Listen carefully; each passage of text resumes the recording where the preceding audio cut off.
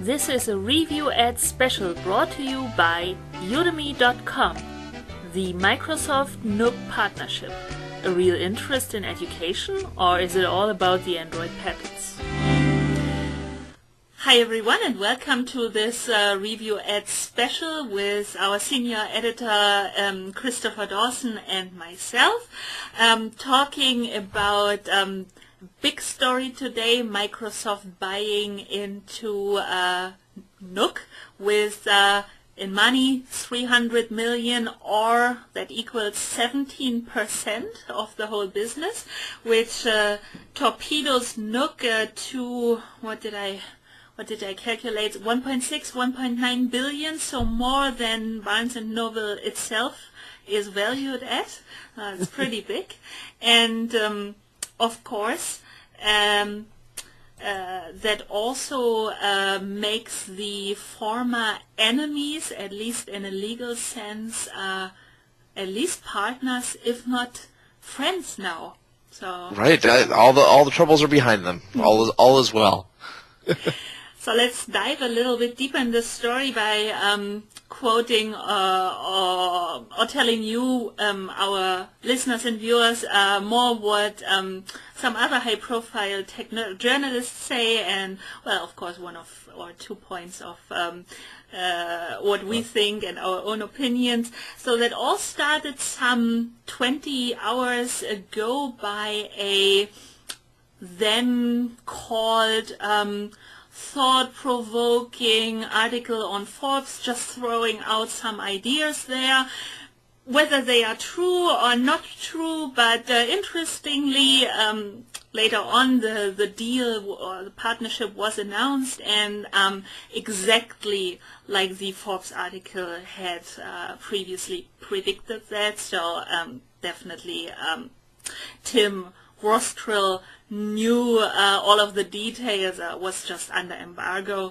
and that's basically how everybody else, Business Insider, and then ZDNet, of course, Mary Jo Foley with her All About Microsoft, then everybody else sort of put the pieces of the puzzle together, and yeah, that deal. Maybe some initial thoughts from you, Chris? Yeah, it's well, of course, it's this meeting of two enemies. I mean, Barnes & Noble was one of the last to sort of continue fighting against Microsoft as they challenged a number of patents, and so for them to sort of end things in this way seems it was certainly surprising, I think, for most folks. Maybe not Tim Rostell, but I think those folks were a little less so. I think those folks were a bit taken aback, though. Definitely seems as though this has been in the works for quite some time. If we kind of look at the history, and we'll kind of make our way through that, but. Yeah, I think, as you said, Barnes & Noble kept fighting, but with the piles of money Microsoft is sitting on, it was, at least to my feeling now, a matter of time until they had to somewhat, I would say, agree to this offer presumably Microsoft made them. So, yeah. This is I think a nice settlement for Barnes & Noble. They come out of this, I think, pretty nicely. They get a strong partner in the face of increasing competition, and their stock price went up 85% today after the announcement. So that's a nice boost for them. So at least the Wall Street is happy. The analysts are happy. I think it remains to be seen what effect this will have on education, and what potential upsides there could be for Microsoft, because it really is the education business. It sounds as though they're particularly interested in. So so of course we are scheduled for a talk with McGraw-Hill on Thursday, and I think we'll have 1 or 2 questions for the McGraw-Hill executive about this deal, what they no, probably are not allowed to disclose, but maybe we'll get 1 or 2 insights there.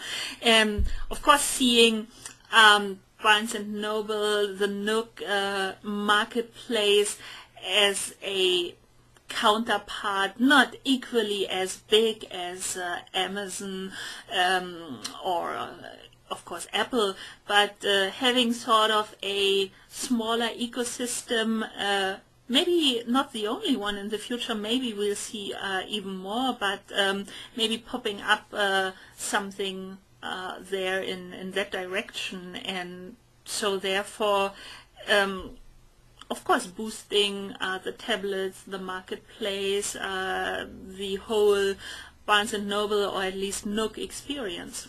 Right, and I think it's important to remember that although Barnes & Noble isn't a player in the same way that Amazon is, they do have quite a large on-campus presence. So they run a whole lot of the bookstores for, I'm not sure what the percentage is. It's a majority though of the bookstores on college campuses in this country, and that certainly has some impact here, I think. That's a good point, yeah. Puts Microsoft in a position to have even greater degrees of access to students. Now, the interesting point is, of course, as with those 17%, 300 million buying into Nook, they get, of course, as so Microsoft gets, of course, as Nook is, of course, built on the Android ecosystem. They get a lot of patents, the same as Mary Jo Foley on ZDNet points out, and at the same time this would basically I think is interesting for Microsoft on the one hand for getting money, license fees and so on for these patents. On the other hand, we mentioned in the intro of this talk that they had this whole lawsuit about or around the patents, so patent lawsuit, and of course solving this almost at the same time. So I think there are some at least interesting points here for Microsoft, and I myself not 100% sure what Microsoft was focused on when offering this partnership, or sort of lining or making the sort of the play in this space, for this deal, outlining this deal, Well, the guy who is now sort of heading this up, he was moved out of last I guess December of 2011 was moved out of the Windows 8 role as a leadership there, and began heading up an special project. No one knew anything. All of a sudden, now he's the guy. So clearly, this has been on Microsoft's plate for a while. But the question becomes then: do they now have themselves an e-reader, or do they have an Android device? Do they have hardware onto which they can shoot Windows 8? So there's been lots of rumors of a Windows 8-based e-reader, which in and of itself seems a little strange when the rest of the world is sort of converging around these multi-purpose devices that happen to read books. So the overall strategy is not, it's clear there was a strategy. What that strategy was, though, isn't clear. I agree. So when you read the different tech blogs, everybody focuses a little bit, sometimes on the same point, sometimes on different points. So, for example, Digital Trends states that this could even be a quote, power grip, then as Microsoft will get access to the Barnes & Noble Nook Android patents, and so both originally fought over.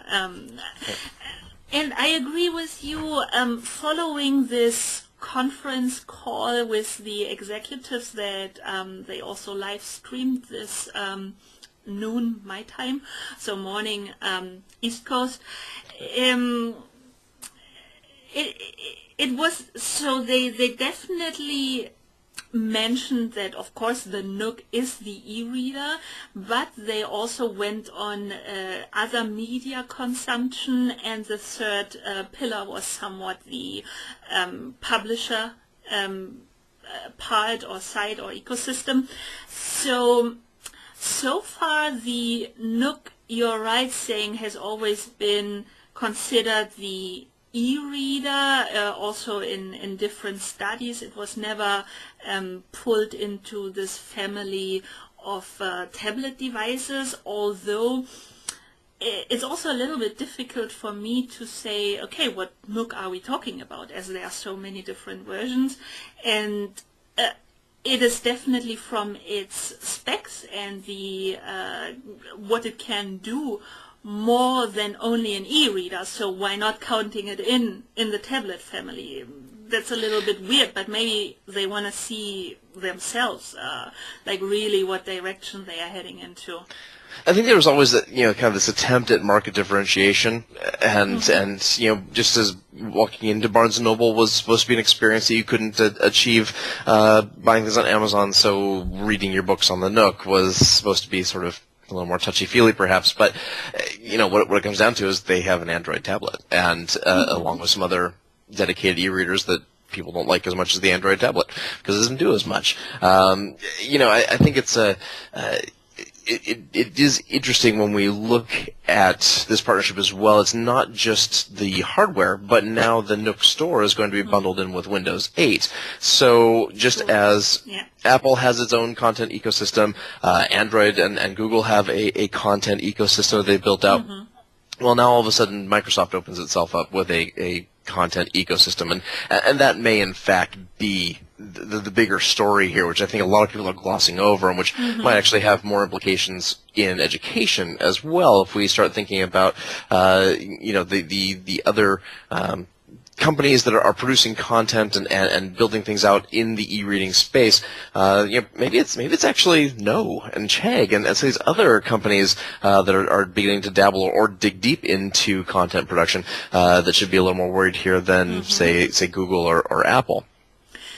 It probably depends, and as we don't have that much information yet, I could imagine Microsoft in both camps here, either going completely for the patents, as they are so important and they want to be more present in the Android ecosystem and potentially being a menace for this whole ecosystem. On the other hand, and then only taking the effects you just pointed out as sort of nice side effects, or they take it a little bit more seriously to really be.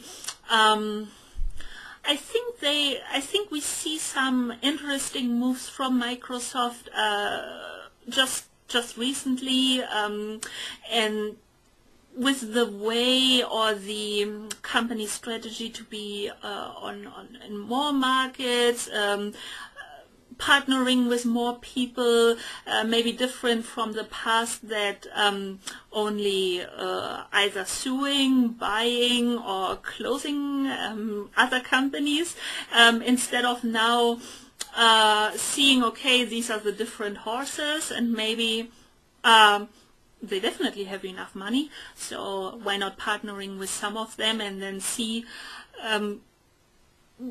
You pointed the announced native app for Windows 8 out. If this, let's say, if this was accepted well by customers, it could very well be that Microsoft then says, works better than we might have anticipated, so let's invest a little bit of more money, more effort in that, because it seems to be appreciated by the customers, and that's what we want. So. Well, they're the only major software platform vendor that doesn't have an app store of some sort, and relying on third parties so far, including Apple and iTunes and Amazon and so on. So it makes sense that they would be positioning themselves in that way, and it certainly was kind of a gaping hole in their upcoming operating system. Windows 8 looks like it's going to be a perfectly nice operating system, competitive in terms of security and features and performance. Everything's great, except there's this whole thing that we're a completely consumerized society now that expects a whole lot out of our devices, whether it's a professional work device that's probably running Windows, or something that's much more focused on straight consumer use cases, or educational use cases for that matter. Microsoft obviously has quite a large market share, declining slightly, but overall a great market share. But when we all have our tablets and our Macs and our even the Chrome browser itself, Internet Explorer doesn't have an app store, but Chrome does. I think I hesitate to expect that this is more about the Nook than it is about the various licenses that Barnes & Noble has, and its ability to. And Barnes & Noble has been doing a great job of, not as well as say Amazon, but a pretty good job of building out its own ability to distribute content, through the demise of Netflix and some of these other groups that are also distributing. So I think there's a lot going on here. They also have been buying up patents left and right. They spent $1 billion earlier this month with AOL for some patents that some of which look fairly esoteric, some of which are, I didn't think AOL had anything left worth $1 billion. There's obviously for some people, like apparently Microsoft. Maybe it's pocket money, so it's almost crazy or ridiculous to say that, and also to offer this money. But normally I would assume that intelligent people are working there, and if it's worth for them, I cannot see, let's say, great value in the AOL patents, but maybe this is all motivated by some still hidden strategy they will soon or shortly reveal to the average average mortal. Right. Yeah. Well, we haven't heard much from Steve Ballmer lately, and he's been remarkably quiet for a person who is not generally. Yeah, he's pretty extroverted. So to not hear much from him would suggest that there are some things happening behind the scenes. And Windows 8, of course, it's just around the corner, and I think it does need to be pretty good. There's Apple is becoming increasingly entrenched, and more people are simply just declaring this, really for sure this time, the post-PC era, making all of this just a little bit less relevant. I think we've talked about it before. I can't get myself excited about Windows 8. I wish I could. I was very excited for Windows 7 because Vista was so horrific. So I knew it would be an improvement. I was excited for that. Windows 8, okay, great. I also heard from outside of enterprise that many companies simply want to stay with Windows 7, and we even hear how many, also declining, but how many people or companies still stay with Windows NT. Yeah. If it ain't broke, and I think that there's companies have built a lot around Windows 7, which means that Windows 8 needs to be a consumer play, and that's where we're seeing adoption of Android and of iOS and of Apple products is among the consumers who are then taking it to their businesses and insisting that they be able to use these products at work. So this means that the Microsoft has to build out this. Some compelling reason for consumers to jump into Windows 8, and in fact, if we look at students as sort of the gateway to the enterprise, with students today and enterprise workers tomorrow, then one more reason to try and lock people into this ecosystem, such as it is anymore. Yeah, that sounds stringent to me. And as you mentioned, Apple, there are some numbers out there that actually, due to those low-cost tablets, like the, of course, Kindle Fire, but here in this quote, Barnes & Noble Nook is pulled into the tablet space, so that this knocked down Apple's total share from 64% to only 57.6%, which is still a big chunk of the market, but it's slightly going down, and probably due to the price point, people getting more attracted maybe as a first tablet or so on to Kindle Fires, and why not? I remember in your family there is a Nook, and it's pretty well received. Right? It is. There's a Nook. There's a Kindle Fire. There's a couple iPads. But you know the kids that's use probably exceptional. It is that exceptional. You have everything. If I were an average consumer and not someone who had various bits of tech sort of dumped on me, it would be either a Nook or two, and possibly Kindle Fire. I mean, it's the others are just most people can't go out and just drop $500 unless that's going to become their primary PC, which again is sort of Microsoft's issue here. When people can leave a PC behind and have a perfectly satisfactory experience or a great experience potentially on a not PC, then they're in trouble. I mean, their bread and butter is the PC, and you know, the enterprise continues to drive their profits forward. They had their recent earnings call, and it's all about the enterprise at this point. And we have other companies now who are distinctly not about the enterprise, namely Apple, and Facebook even. And if you look at some of these other, the platforms, there's no real enterprise play, and yet they're exploding. So clearly, if Microsoft wants to stay viable 10 years from now, then they need to be able to manage this consumer and enterprise dichotomy, and they've so far done an extremely poor job of that. This is quite clearly a step in the right direction if it's about getting into the consumer space. But I question how much when you hold a Nook, are you going to think, oh, I've got my Microsoft Nook? No, you're going to think you've got your Nook. Yeah. Same as you do with when you hold a Kindle Fire, you don't think, oh, this is an interesting Android tablet. No, it's a Kindle Fire. It has its own brand, and the Microsoft brand among consumers it's what they use at work, and maybe use at home by default because that's what came on their PC at Walmart. Yeah. So then we are again in this whole. And that's a little bit in the crystal ball, of course.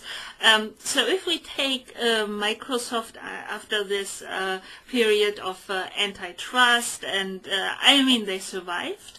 It's already a positive thing for them. But so of course, on the one hand, we now have Microsoft making money through the Android patents. Then, as you said, Windows 8 will most likely, and Mary Jo and her insider or person familiar to the matter, I always love this, definitely agree that Windows 8 will most likely be totally consumer and very little to no enterprise. So is of course now is that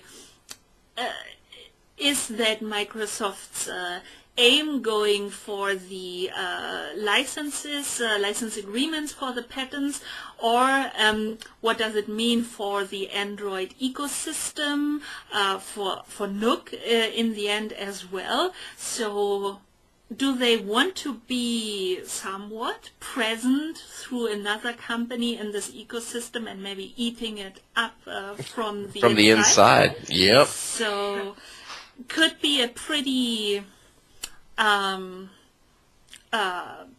it's like a risky strategy, but no.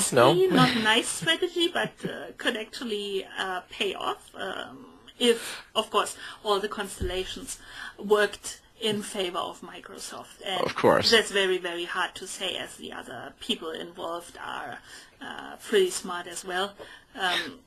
So yeah, what could it be? This Windows 8 based Nook?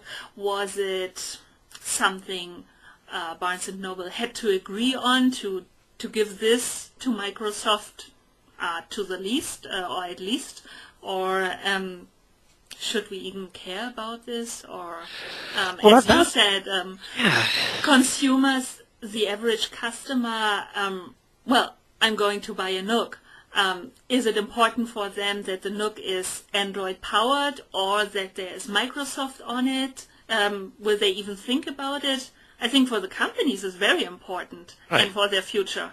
But how the customer will most likely not make their decision based on deep thinking about what's the ecosystem. Of course, they will ask, okay, what's the price and what are the apps I get with the Nook? Yeah.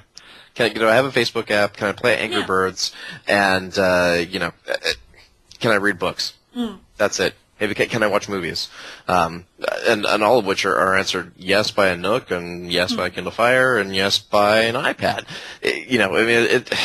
And then all of a sudden, for the average consumer, it comes down to price. And again, now let's say we actually see this Windows 8 tablet come along. Well, it's going to, if history repeats itself, and probably will, it will be more expensive because there's the Windows 8 licensing now that it's incorporated in the cost. Unless someone can drive down hardware prices enough to keep the status quo. I don't know. I just continue to feel like this is much more about software and platform and content distribution, which everyone else seems to have mastered pretty well, but Microsoft does not, than it is about the hardware. And in fact, there are some rumors suggesting we know there will probably be a Windows 8-based Nook, but there's not much evidence to suggest that they're going to kill off the Android-based Nook either. And in fact, that can allow some nice market differentiation. Again, a premium Nook perhaps with Windows 8 installed, and then the low-end Android, junk.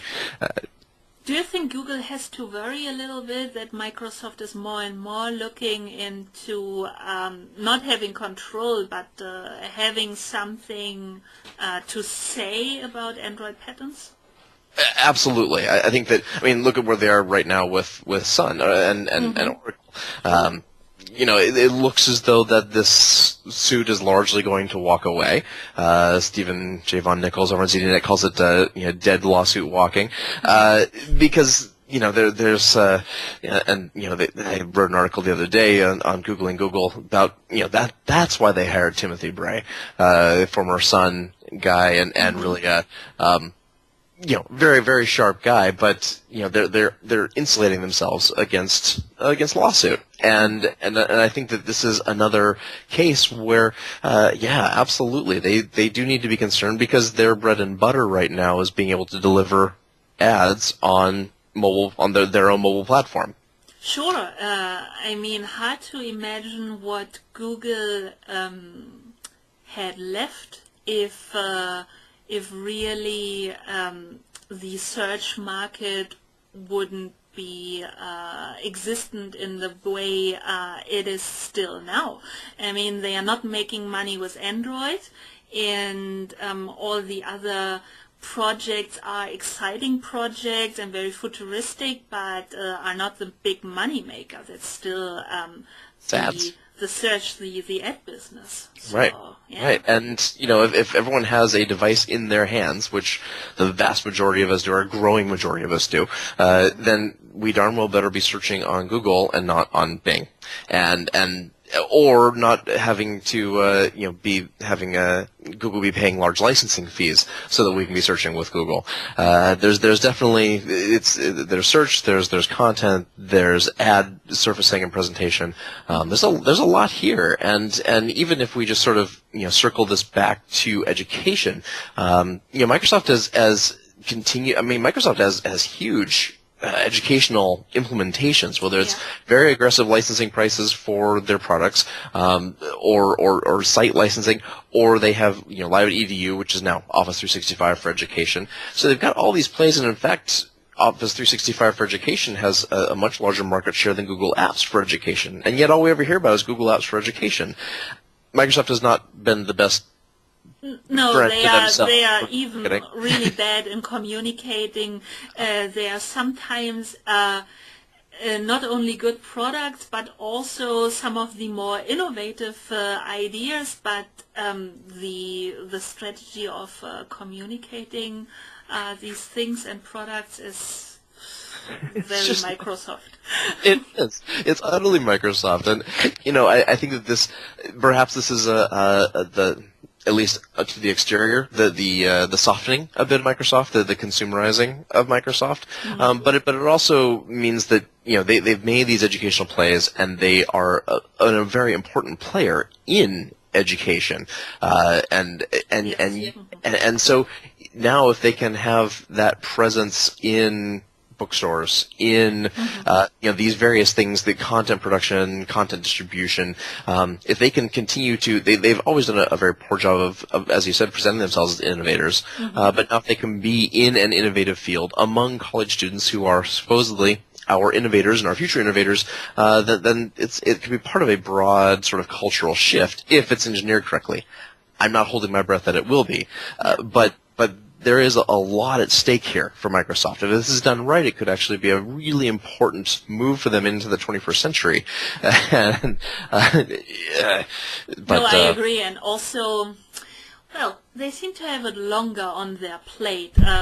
If we believe those rumored little statements that Microsoft originally wanted to build the tablet, and Barnes & Noble provides the bookstore, and then Barnes & Noble dropped out of that deal or partnership or agreement, whatever, and then we had the whole courier team, which is of course not existing anymore. Coming out, courier team recently came out with 2 different applications themselves, but of course an application is very different from what courier had originally intended to do or supposed to be. Yeah, and they have never been able to get even the branding of a Windows slate to take off. It's they're tablets, and tablet equals iPad. So and increasingly it equals some of these other devices, but it doesn't yet equal Motorola Zoom. It equals a Nook or a Fire or most likely an iPad. So there is this sense that they've, just as they struggle with social and they kind of struggle with search, they also struggle with consumer devices. The Xbox has really been their only consumer device that has been this rip-roaring success, and the Xbox itself is 5 years old now. Sure. Yeah. So it's certainly time, and again, if we look among students, people who will be primary consumers, it sounds like if they're focusing on education, then this is certainly an opportunity. But looking at some of these other analyses here, I found one that's interesting. Is this possibly a strategy where they now begin partnering instead of killing or buying?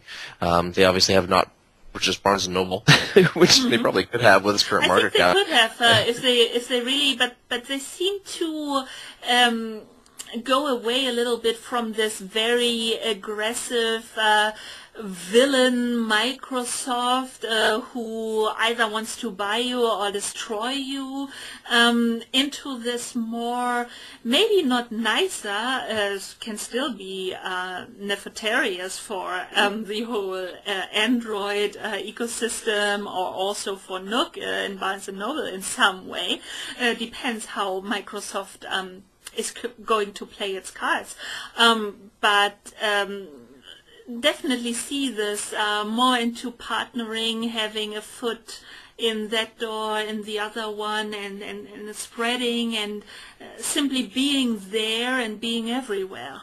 Right. Well, and that's something that has so far worked for Google. But they are just sort of everywhere, and they have a presence in a lot of things, and they're used so widely for AdSense and AdWords, and and search is now you don't hear anyone saying you should go Bing something. You tell people to go Google it. So Microsoft is no longer synonymous with much of anything except like PowerPoint. And PowerPoint's a great tool, but we all end up just putting our PowerPoints into SlideShare or AuthorStream or something else where we can make use of it and share it, or put it on YouTube with voice narration. So Microsoft does need to something new has to come. Yeah, definitely. Yeah. So. And very much Google seems to be in this position, even faced with potential antitrust, and just saw that this very high-profile lawyer was hired against Google, and very much in the position Microsoft was a decade or even now 2 decades ago. And, well, according what, like little snippets we hear as statements from Eric Schmidt and also some articles, he definitely seems to see Microsoft as an example Google as a company was able, and maybe even today can still learn from, and how to behave.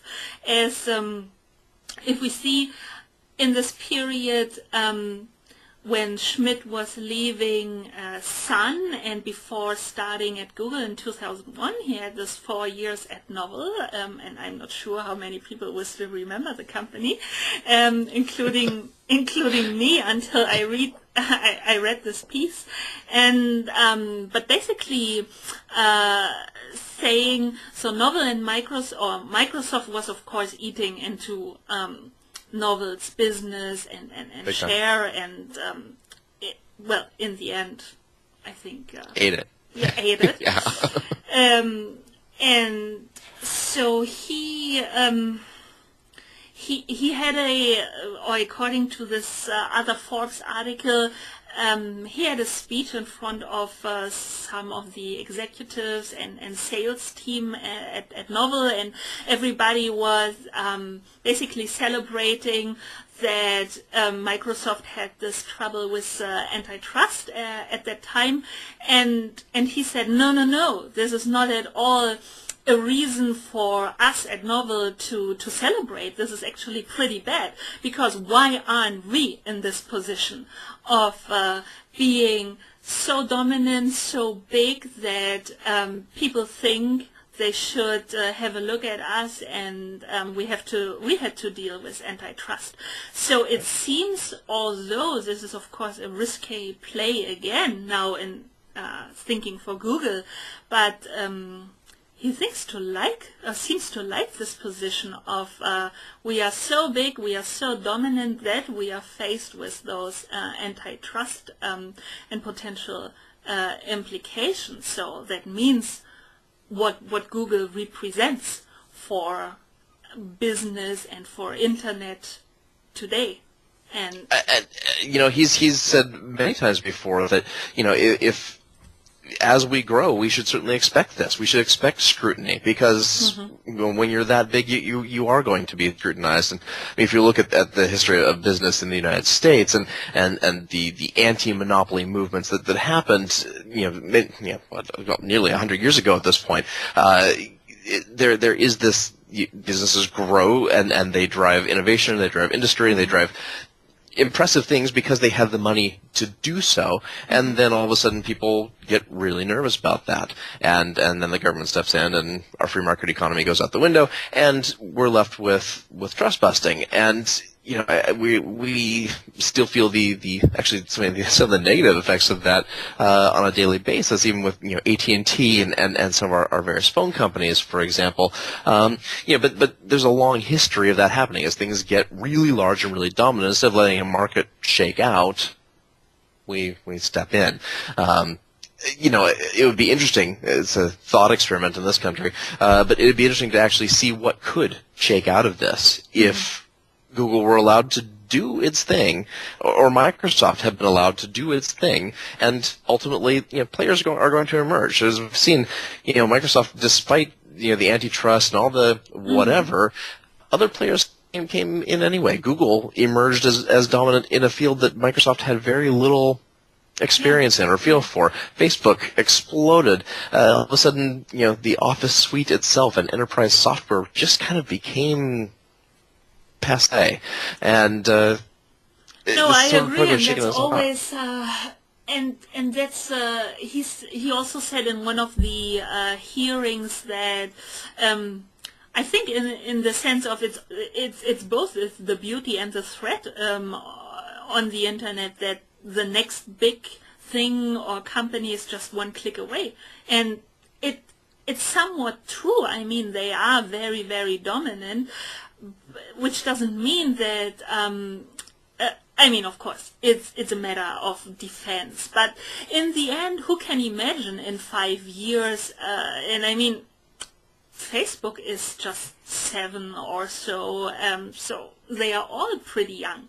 And Right. who knows what in 3 or 5 years, if there's not another big player in an existing vertical or a new one we don't even think of today.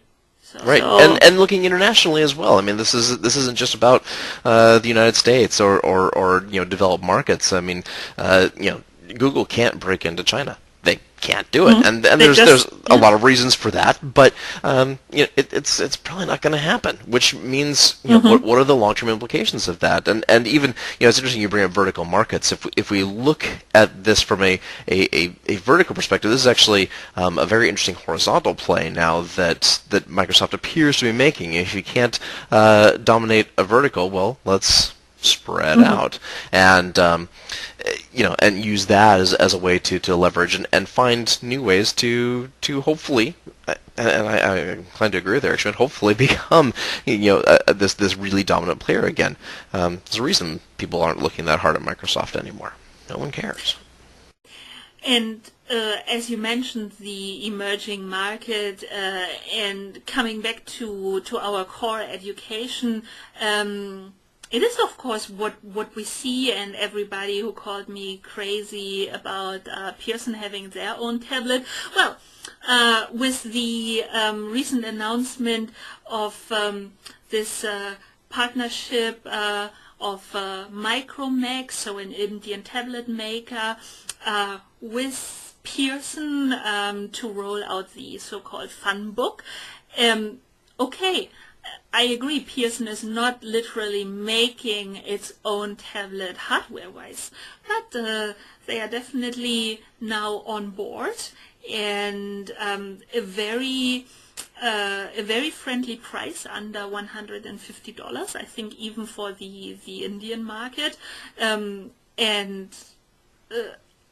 I mean, we see that apparently publishers are thinking of how can we partner with a hardware company to get our ecosystem into or on a device which is then distributed to potentially how many hundreds of millions of users.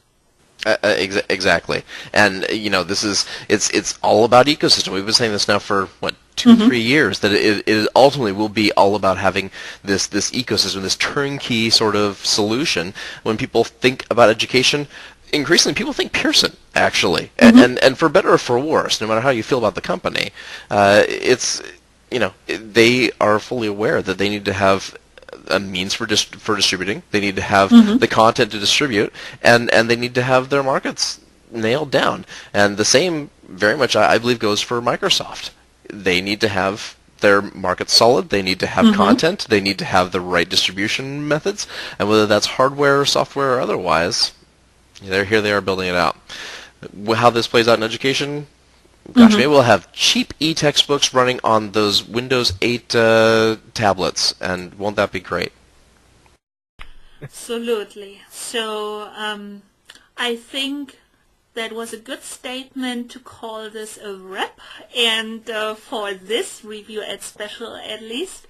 And I guess we're going to read an article in that direction or about that topic directly shortly on ZDNet. And I'm certainly also having a lot of thoughts going on in my own head, so we'll see of when I have the time to put a piece out there. Otherwise, a plug for stuff you're up. I have seen the latest episode of C12 News for the K-12 space is out, and people can watch it. And what else are you up to? So today we're formally launching, Angela Myers, Richard Byrne, and I are formally launching our new course, So You Want to Be a Leader. We run that over on WizIQ, and that soyouwantobealeader.com is up and live, and it's start on in May 10th. We start actually offering with our first course. So it's kind of a new venture. We'll see. Whole goal is to have, I think we'll have them on C12 just for a kind of a launch, but really the goal is to help teachers kind of step beyond the classroom and become leaders in their own school, in the community at large, and maybe even make a little extra money as they are sort of forging ahead in educational leadership. So very curious to see how that all plays out, but it should be an interesting course to take. So interesting. So live classes from May 6th then every week? Yep. So every Thursday, beginning May 10th, the last 4 Thursdays of May. So it's a 4-module course, $197, and it gets you 3 brilliant minds telling you all about educational leadership. Oh, so. Absolutely. So we'll put the link in the description, and then everybody can go over to WizIQ and check the course out. And okay, great, good. Cool. So then I wish you a lovely rest of the day and week, and looking forward to the next episode of Review Ed. And ENT, of course. Of course. Okay. No, take care. Have a good evening. Take care. Bye.